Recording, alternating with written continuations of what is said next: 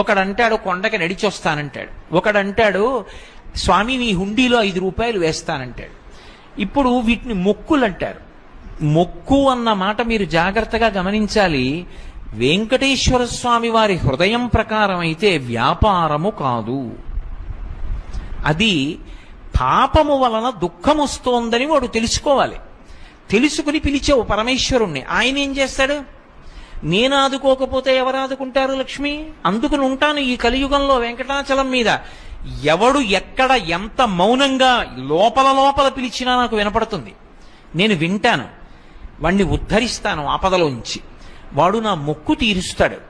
ఆ డబ్బు పట్టుకొచ్చి నా హుండీలో వేస్తాడు. నేనేం చేస్తానో తెలుసా?